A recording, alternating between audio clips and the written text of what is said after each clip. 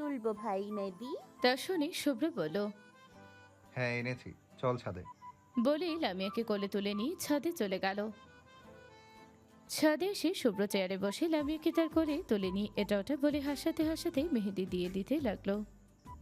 এক হাতে মেহেদি দিয়ে বেশ হাঁপিয়ে উঠেছে শুভ্র। লামিয়ার ছোট ছোট হাতের তালুর মাঝখানে একটা ফুলের ডিজাইন এঁকে দিয়েছে, যদিও ভালো হয়নি, তবুও দেখতে ততটা খারাপও হয়নি।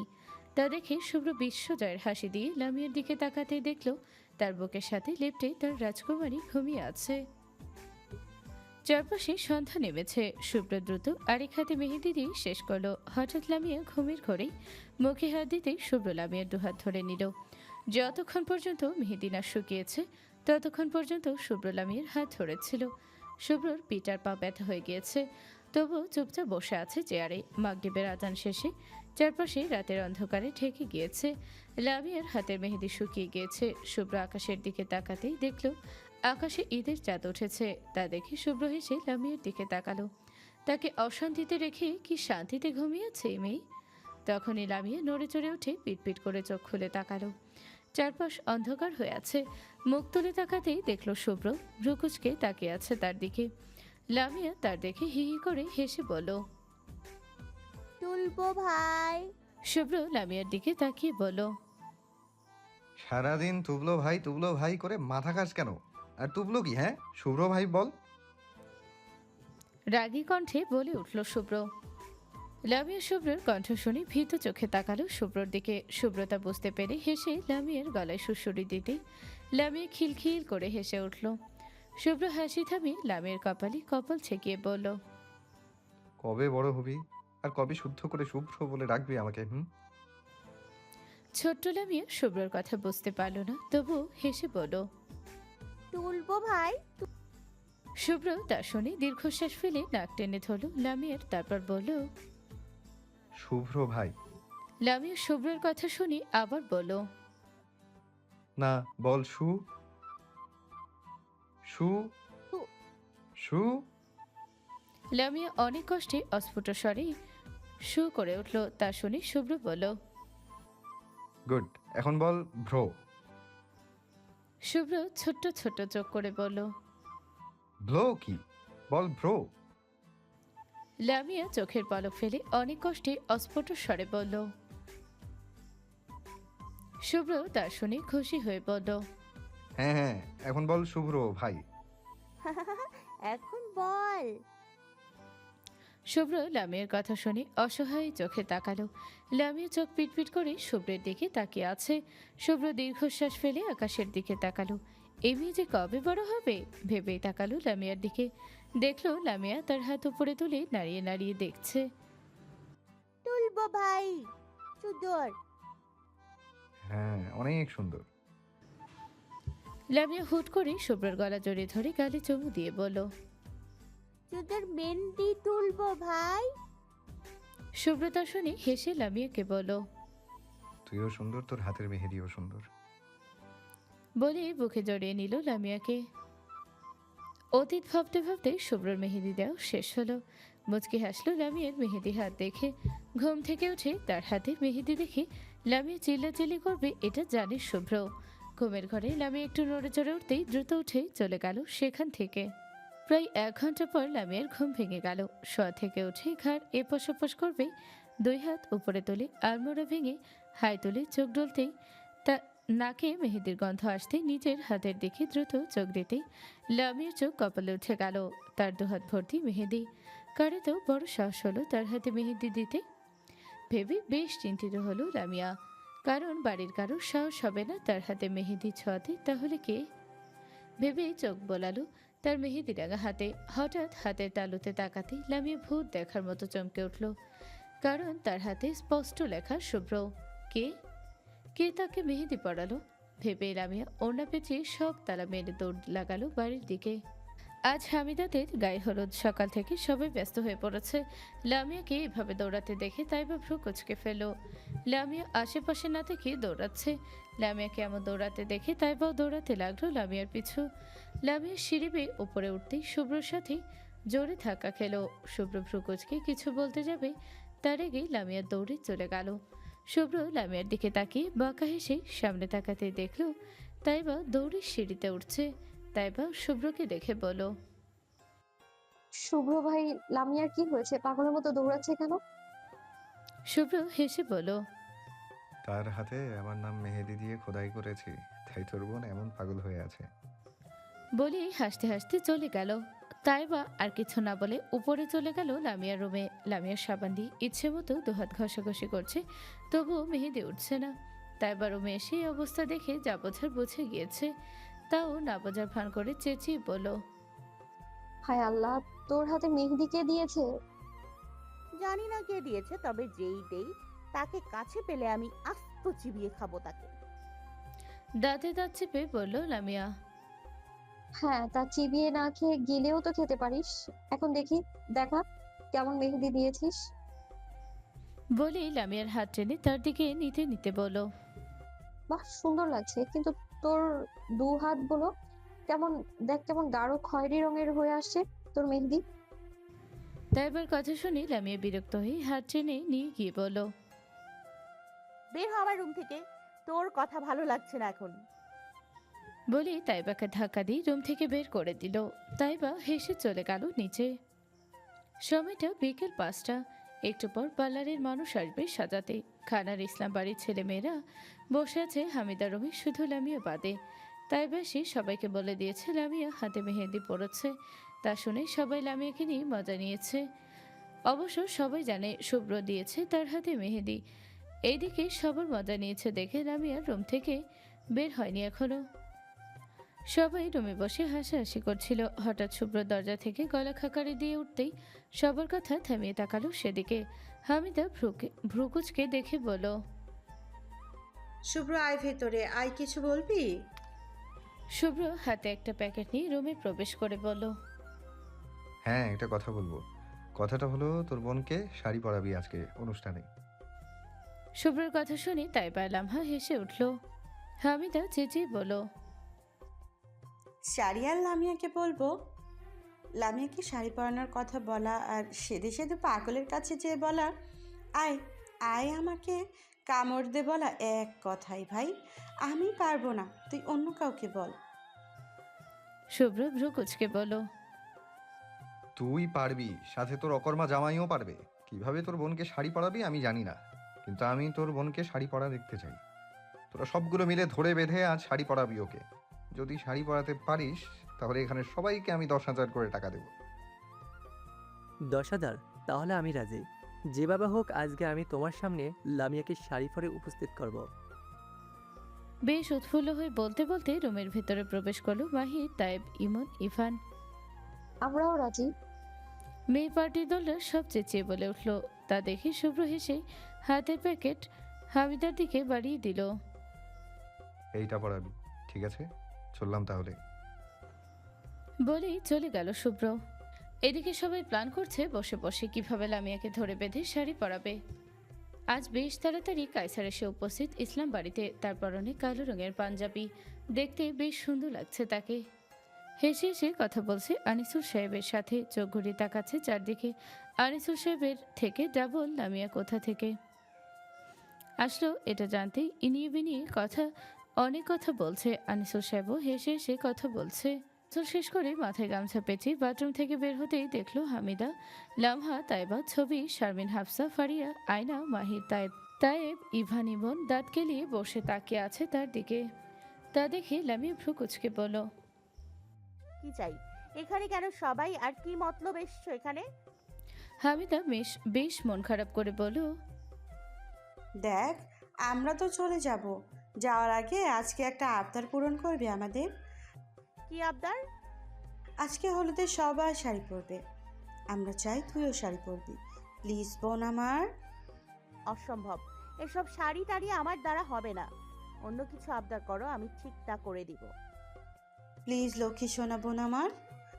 দুঃখিত, আমি পারবো না। বেশ কিছুক্ষণ সবাই জোরে জোরে করেও যখন লামিয়াকে রাজি করাতে পারলো না, তখন মাহির রেগে বলল, ওই তোমরা ওরে ধরো, আমরা আছি। 10,000 টাকা হাতছাড়া করা যাবে না। 10,000 টাকা মানে? ভ্রু কুচকে বলল লামিয়া। হ্যাঁ, তোকে শাড়ি পরাতে পারলে 10,000 টাকা পাবো সবাই। মানে কোন জমিদারের বংশধর আসলো রে বাপ, যে তোদের 10,000 টাকা দেবে আমাকে শাড়ি পরালে? এত কিছু বলার সময় নেই, ওই ধরো সবাই ওকে। বলে লামিয়ার দিকে সবাই এগিয়ে আসতে লামিয়া ইভানকে ধাক্কা দিয়ে রুম থেকে দৌড় দিল। তার পিছন পিছন তারা সবাই দৌড়াতে দৌড়াতে বলল, 10,000 টাকা উড়ে গেল, ধর সবাই। মাহির ঘুরে লামিয়ার সামনে দিয়ে আসতে লামিয়া পিছন ঘুরে তাকাতে দেখলো তাইব আসছে।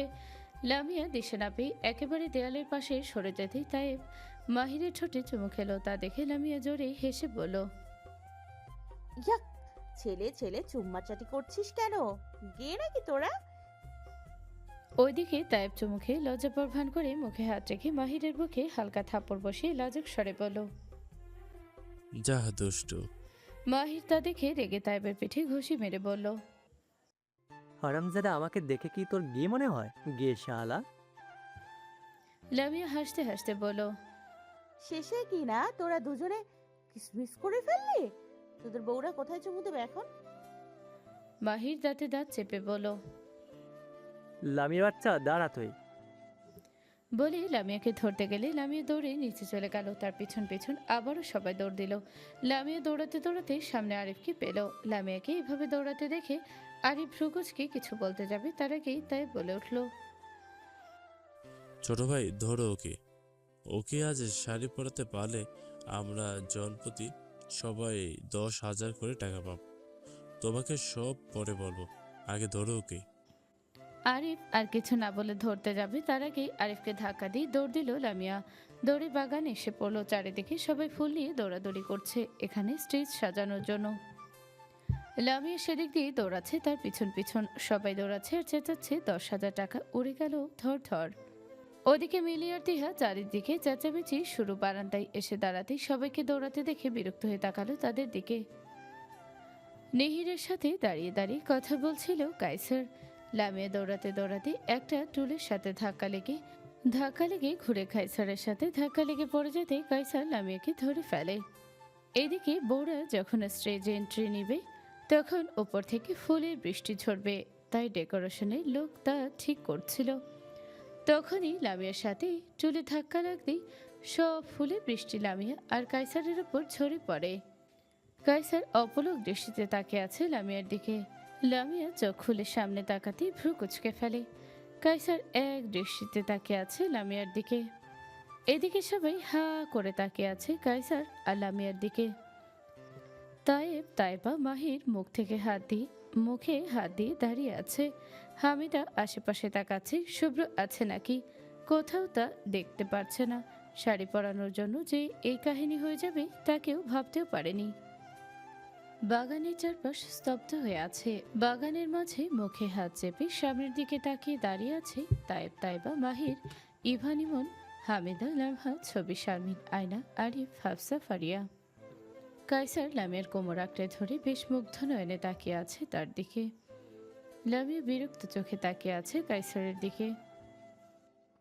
এখন অবশ্য নাটক সিনেমার মতো লালা লালা লালা লালা করে ব্যাকগ্রাউন্ড মিউজিক বাজবে না, তাই সরুন সামনে থেকে।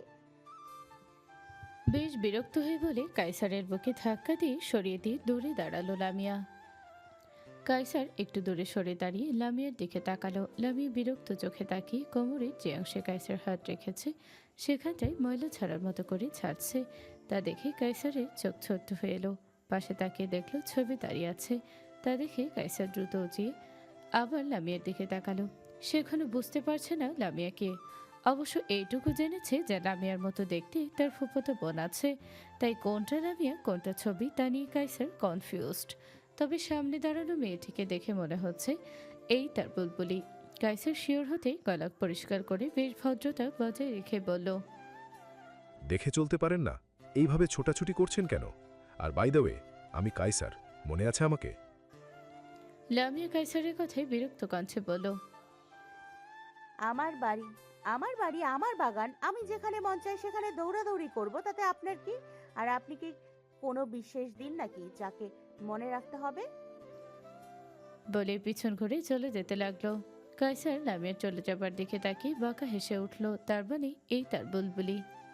লামিয়ার সামনে এগোতেই মাহিরদের সামনে রেখে দেখে রেগে সবাইকে বলল, বলেছি না শাড়ি পরবো না আর কিছু বলতে পারলো না। তার আগে কোথা থেকে শুভ্র এসে হঠাৎ লামিয়াকে কাঁধে তুলে নিল। আচমকা এমন হাতে লামিয়া বেশ স্তব্ধ হয়ে বোঝার চেষ্টা করলো কি হচ্ছে। যখন বুঝতে পারলো ততক্ষণে শুভ্র তাকে কাঁধে তুলে হাঁটতে শুরু করেছে। লামিয়া শুভ্রর পিছে কিল থাপ্পড় দিচ্ছে। শুভ্র তাতেও কোনো ভ্রুক্ষেপ নেই। ফালতু লোক, ছাড়ুন আমাকে। বাড়ি ভর্তি মানুষ, ছাড়ুন আমাকে। বাড়ি ভর্তি খারাপ হয়ে যাবে। বলেই চেঁচাতে লাগলো। পিছন পেছন রাশেদ, আরিফ, লামহা, হামিদা, তাইব, তাইবা, মাহির, ইরফান, ইমন, শারমিন, হাফসা, ফারিয়া ছবি আয়না মুখ চেপে হাসতে হাসতে হাঁটছে। আজমেরি বেগম শাড়ি পরবে তাই লামিয়া আর তাইবার খোঁজ করতে করতে নিচে আসতেই শুভ্রর কাঁধে লামিয়াকে দেখে ভ্রু কুচকে ফেল। শুভ্রর চোখ অসম্ভব লাল হয়ে আছে, কপালে রগ ফুটে উঠেছে। রাশেদ আর মনিরা বেগম লামিয়ার চেঁচামেচি শুনে রান্নাঘর থেকে হলরুমে আসতে দেখল শুভ্র লামিয়াকে কাঁধে তুলে সিঁড়ির দিকে হাঁটছে। রাশেদা বেগম রাশেদকে জিজ্ঞেস করতেই রাশেদ সব কিছু বুঝিয়ে বলতেই রাশেদা আর মনিরা বেগম হেসে রান্নাঘরে চলে গেল। শুভ্র দ্রুত রুমে এনে লামিয়াকে বিছানায় ছুঁড়ে ফেলে দরজা বেশ শব্দ করে লাগিয়ে দিল। হামিদারা সবাই দরজার সামনে এসে দাঁড়ালো। তার সাথে আজমেরি বেগমও কপালে ভাঁজ নিয়ে দাঁড়িয়ে বলল, ওরে এমন কান্দে কইরা নিয়ে আইলো কেন রে? তার উপর দরজা বন্ধ কইরা দিল। তুমি বুঝবা না দাদি, চুপচাপ দাঁড়িয়ে দেখো, শোনো কি হচ্ছে। পাশ থেকে মাহির বলে উঠল। সবাই দরজায় ভর করে কান পেতেই শুনছে। তা দেখে আজমেরি বেগমও দরজায় কান পাতল। ফালতু লোক, মাথা খারাপ হয়ে গিয়েছে আপনার? এসব কোন ধরনের ফাইজলামি? বেশ ঝাঁঝালো কণ্ঠে বলল লামিয়া। শুভ্র কথা বলছে না, হাত মুষ্টিবদ্ধ করে দাঁতে দাঁত চেপে চোখ বন্ধ করে আছে। ফর্সা মুখখানা লাল টুকটুকে হয়ে আছে। তা দেখে লামিয়া আরো রেগে গিয়ে বলল, কথা বলছেন না কেন? আর বারণ করেছি না আমাকে স্পর্শ করবেন না সব সময়? আর দরজা বন্ধ করেছেন কেন? দরজা খুলুন। লামিয়ার কথায় যেন আগুনে ঘি ঝালের মতো অবস্থা হলো। শুভ্র নিজের রাগ কন্ট্রোল করার চেষ্টা করছিল এতক্ষণ, কিন্তু এখন লামিয়ার কথা শুনে রাগ কন্ট্রোল করতে পারল না। লামিয়া উঠে দরজার কাছে যেতেই শুভ্র লামিয়ার হাত টেনে ধরতেই লামিয়া শুভ্রর হাত ছাড়াতে চাইলে শুভ্রর রাগ আরও ধীর ধীর করে বেড়ে গেল। রুম কাঁপিয়ে শক্তপোক্ত হাত দিয়ে লামিয়ার গালে চড় বসিয়ে দিল। হঠাৎ গালে থাপ্পড় পড়তেই লামিয়া গালে হাত রেখে হতভম্ব হয়ে তাকালো শুভ্রর দিকে। শুভ্রর চোখ অসম্ভব লাল হয়ে গেছে। চোখ দিয়ে মনে হচ্ছে এখনই জ্বালিয়ে পুড়িয়ে ছারখার করবে সব। লামিয়া তার বৃদ্ধা আঙুল দিয়ে ঠোঁটের কোণে চেপে ধরতে দেখল তার ঠোঁট ফেটে গিয়েছে। লামিয়া এবার চোখ মুখ শক্ত করে তাকালো শুভ্রর দিকে। হঠাৎ রুম কাঁপিয়ে আরও একটা থাপ্পড়ের শব্দ হতেই রাশেদরা দরজার ওপাশ থেকে একজন আরেকজনের দিকে তাকালো। শুভ্র গালে হাত রেখে রাগে দৃষ্টিতে তাকিয়ে আছে লামিয়ার দিকে। লামিয়ার আগে ফুসফুস করতে করতে বলল, সাহস কি করে হয় আমার গায়ে দ্বিতীয়বার হাত দেওয়ার? মানা করেছি না আমার গায়ে হাত। লামিয়া বলার আগে শুভ্র লামিয়ার চুলের মুঠি শক্ত করে ধরে নিজের কাছে নিয়ে এসে রাগে হেসিয়ে বলল, আমি তোকে স্পর্শ করলে তোর গায়ে ফোসকা পড়ে। আর ওই কায়সার যখন তোর গায়ে স্পর্শ করেছিল, তোর দিকে লালসার দৃষ্টিতে তাকিয়েছিল, তখন বেশ ভালো লেগেছে না তোর কাছে? লামিয়া দাঁতে দাঁত চেপে তেজি চোখে তাকিয়ে আছে শুভ্রর দিকে। শুভ্র লামিয়ার এমন তেজ দেখে চুল আরও শক্ত করে চেপে ধরে লামিয়ার কোমরের যে অংশে কায়সার হাত রেখেছিল ঠিক সেখানেই খামচে ধরতে লামিয়া ব্যথায় ঠোঁট চেপে চোখ বুজে ফেল। শুভ্র রাগী এবার বেশ চেঁচিয়ে বলল, তোর ওড়না কোথায়? তোর শরীরের ওড়না কোথায় লামিয়া? শুভ্রর কথায় লামিয়া ব্যথা ফুলে দ্রুত চোখ খুলে বেশ অবাক দৃষ্টিতে তাকালো শুভ্রর দিকে। শুভ্রর চোখে চোখ রাখতেই শুভ্রর আগে বলে উঠল, কথা বলছিস না কেন? কথা বলতে পারিস না তুই? বল তোর ওড়না কোথায়? ওড়না ছাড়া বেরিয়েছিলি কেন? লামিয়া কোনো কথা না বলে অপলক দৃষ্টিতে তাকিয়ে আছে শুভ্রর দিকে। শুভ্র তা দেখে ভ্রুকুচকালো। হঠাৎ শুভ্রকে চমকে দিয়ে লামিয়া হাত দিয়ে শুভ্রর গলা জড়িয়েছিল। লামিয়ার এমন কাণ্ড দেখে শুভ্র বেশ অবাক হয়ে দাঁড়িয়ে রইল। নিমিষেই রাগ উধাও হয়ে গিয়ে শুভ্র আস্তে আস্তে শান্ত হলো। লামিয়া শুভ্রের গলায় মুখ গুজতেই শুভ্র লামিয়ার চুল আরও কোমর থেকে হাত সরিয়ে নিল। রাগের মাথায় কি থেকে কি বলে ফেলেছে শুভ্র জানে না। তবে কি লামিয়া শুভ্রকে চিনে ফেলল? এসব ভাবনার মাঝে শুভ্র গলায় তীব্র ব্যথা অনুভব করতে আহ বলে উঠল। লামিয়া তা শুনে আরো জোরে শুভ্রর ঘাড় কামড়ে ধরতেই শুভ্র এবার দাঁতে দাঁত চেপে সহ্য করতেই লামিয়া আরো জোরে কামড়ে ধরতেই শুভ্র এবার ব্যথায় চেঁচিয়ে উঠল। ছাড়ুন আমাকে। আপনি কি কুকুর নাকি? মিসেস